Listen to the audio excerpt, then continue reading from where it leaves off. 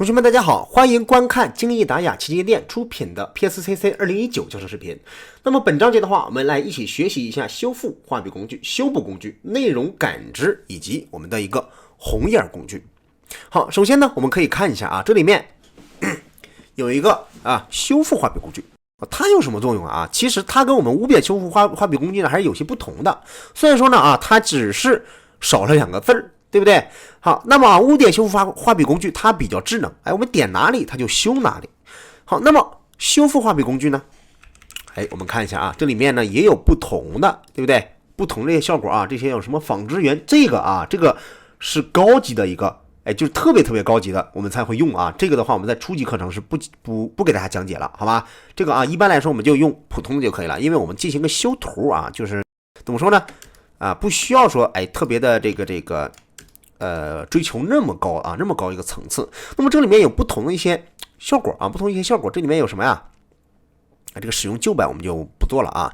有一个圆，这个叫做取样。好，什么意思？它不是直接点的，看到没有？直接点是不行的。这里面会提示你按住 Alt 键，按以定义用来修复图像的原点，这是啥意思啊？对吧？就有些同学就懵了啊，这个实在太绕口了啊！很简单，按住 Alt 键。好，我们想把这个珍珠修复掉，怎么修复呢？点击这里，这个点一下，好，你会发现这里面多了一个皮肤多了一个小皮肤的这个颜色，我们点击一下放到这里。好，那么它就把这里面的皮肤呢附着到了这里然后进行一个修补，是吧？那么我们在修复这个图片的时候，这样的话就比较有个妙处，对不对？好，我们如果说这里面特别亮，我们点击一下这里面还会残留它的一些效果，我们可以点击周围的皮肤，周围的皮肤，你会发现是不是就修复的比较合适了呀？这是它的一个用处啊。就吸取周围皮肤的颜色，然后呢进行一个填充，覆盖过去啊。它这个覆盖就是说是智能化的覆盖啊，不是说就把这个皮肤硬生生的覆盖了这里啊，它是一个智能化的覆盖。它还会给你进行一个内容识别。什么叫内容识别啊？就是识别你当前你覆盖这个图片的这个颜色啊，这个图片的这个颜色，然后呢进行一个匹配啊，进行一个周围的匹配啊，进行一个匹配。好，那么第二个叫做图案啊，这个图案是干嘛的呀？比如说我们选的一个图案啊，你刷的时候它就把这个图案附着到了我们的一个身上附着到了一个这个模特的身上这是一个图案，一般我们用取样，好吧？一般我们用取样。这里面还有一些扩散这个扩散的话就是说这个区域的大小这里面我们做的不是太多就不多说了这里面还有一个旧版是吧？旧版的话就没有扩散了好这是我们的一个相关的它的一个修复画笔工具，就是我们非常常用的一些工具就是修复画笔工具。那么这里面的话，它有一个当前图层、当前和下方图层、所有图层，这个我们在之前的课程当中给大家讲解过的，好吗？我就不再给大家去另说了就是字面意思。好，第三个叫做修补工具。这个又不一样了修补工具它有什么作用啊？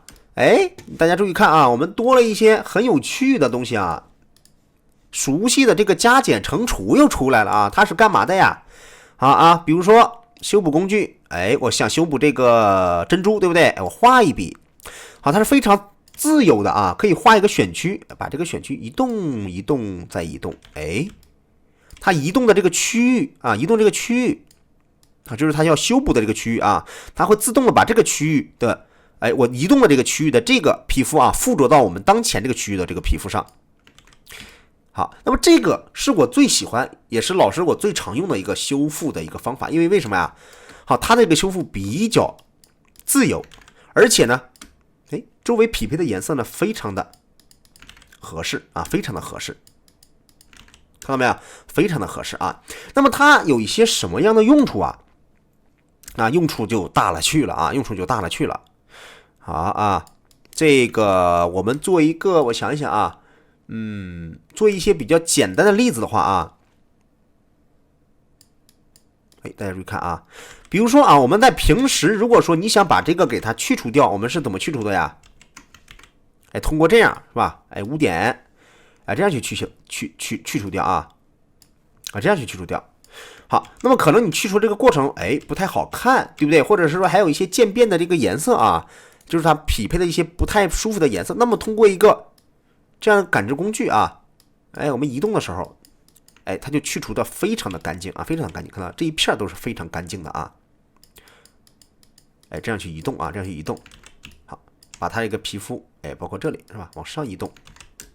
好，当然你不要说，我这个修复这里是吧，我把这个移动到这儿啊，移动到这儿，这样进行附着就不对了啊，就不对了。所以我把这个头发给放到这儿了，好吗？我们是要找周围的啊，周围皮肤相近的颜色进行个移动，好吗？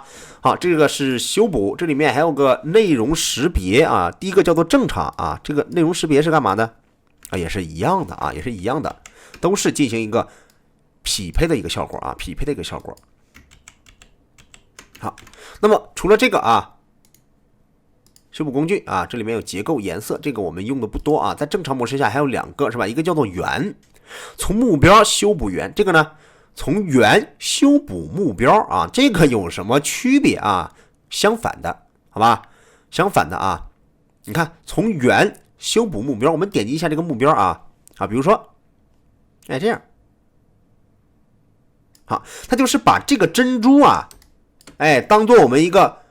最后要附着的一个终点，懂吗？我们把它摆在这儿，好，它就把这个珍珠呢，附着到这儿了，好吧？这是2个啊，就是相反的，对不对？有没有用圆的时候是怎么做的？给它进行一个移动，移动，移动啊，把这个移动这个点附着到这里，对不对？好，目标呢？好，框选住啊，框选住。比如说我想修复这个啊，回来啊，珍珠怎么办啊？我框选住这里的皮肤，把它移动到这里，附着上去。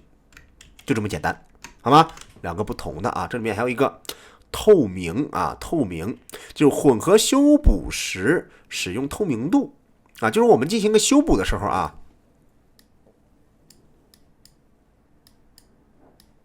看到没有？它是一个不透明的状态啊，不透明的一种状态，就是透明的一种状态啊。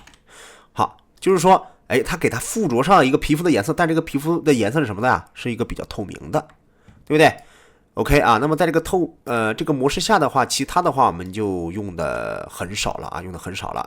好，这个呢是我们的一个修补工具，还有一个呢叫做内容感知移动工具啊。内容感知移动工具它有一个什么作用呢？好，我们可以去尝试一下，对不对？好，比如说还是这个啊，还是这个珍珠啊，今天就给它跟它是较上劲儿了啊。内容感知移动工具，好。它呢，一个解释是选择和移动图像的一部分，并自动填充移走后留下的区域啊。我们分析一下这句话啊，分析一下这句话：选择和移动我们图像的一部分，比如说移动这个珍珠，并自动填充移走后留下的区域啊，自动填充移走后留下的区域。好，比如说，还是一个框选的部分啊。还是个框选的部分。我们比如说摆在这里，回车，你会发现这个走，这个没了，对不对？但是呢，我把它移到哪，它放在这儿了啊，移动这儿，移动哪我放在这儿了。这个就是一个内容感知移动工具。那么一般来说，我们去修图应该怎么修啊？这个的话其实不是修图的啊，我们可以把它放在外面啊，放在外面，但是你会发现也是不对的啊，也是不对的啊。如果说放在这儿呢？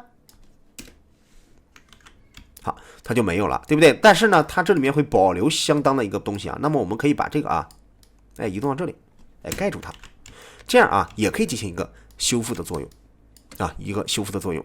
好，这里面还有移动以及扩展啊，扩展以及移动，它们的一个区别在哪里啊？移动的话就是直接移动，对不对？扩展呢？好，就是把这个东西啊，我还可以再扩展一个啊，这个意思。这个的意思。好，那么其他的话我们也是就不讲解了。这个的话还是说越多啊，它的一个这个区域啊是不一样的啊，区域是不一样的，看到没有啊？区域是不一样的啊。我们看一下，好，就结构越多是吧？它可能越细腻啊，好小一点。好，那么这里面啊。修补工具跟移动内容感知移动工具呢，它们都是经过一个选区的，对不对？都是可以形成选区的。那么选区以及选区之间可以进行一个布尔运算啊，布尔运算按住 Alt 键减啊，按住 Shift 键加啊，按住 Shift 加 Alt 键相交啊，这些的话都是一样的，好吧？我就不再多说了啊，也是我们的布尔运算。好，那么后面有一个红眼工具啊，这个的话，其实在我们现在的这个东西已经不用了。它是什么呀？修复由相机闪光引起的红眼效果。这个就是我们一些老相机啊，老相机它有一个闪光灯，你知道吧？哎，我们照相的时候，很多同学都会发现，在一个太阳底下照相啊，这个闪光灯啪一闪，好，太阳光配合闪光灯，它会导致你的眼睛啊，哎，洗出来一个效果是个红色的。好，那么这个红眼工具呢，就是把我们这个瞳孔的红颜色啊，把我们瞳孔的红颜色改变成什么呀？哎，改变成一个正常的颜色啊，改变成一个正常的颜色，就这么简单啊。比如说我们现在啊，给它赋予一层红颜色啊。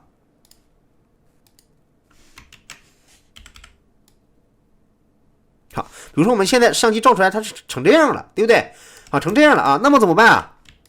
我们通过一个红眼工具啊。在这里面点一下，哎，你会发现它把这个红色去除了，对不对？保留了我们原有的这个颜色啊，基础的这个瞳孔的颜色。但是啊，它只是说，怎么说啊，就是不是太智能啊，不是太智能。你看去除的颜色跟我们原本眼球颜色还是有区别的，对不对？它只是去除一个红眼啊，只是一个去除红眼，这里面还可以设置它的一个区域啊，以这个变暗量，变暗量越大呢，它可能。它后面啊，就是变暗的效果会越强烈，越小呢，变暗量呢也就越低啊。这个是我们的红眼工具。当然，现在这个相机已经很发达了，对不对？这个红眼工具呢，也是现在的，我也不知道为什么这个 Adobe 公司还留着它啊，就是其实用处已经不太大了，可能就是说特殊的时候我们会用一下，好吗？啊，当然我们这些年这个软件一直更新的过程当中，它其实软件工具。它只是一个递增的啊，一般来说它不会删除这些工具啊。虽然说它真的我觉得没有什么用啊，没有什么用。好，那么关于本章节的我们的一些工具修复工具呢，我们就讲解到这里，好吧？下节课我们继续给大家讲解一个工具，叫做仿制图章和图案图章工具。好的，同学们，我们下节课见，拜拜。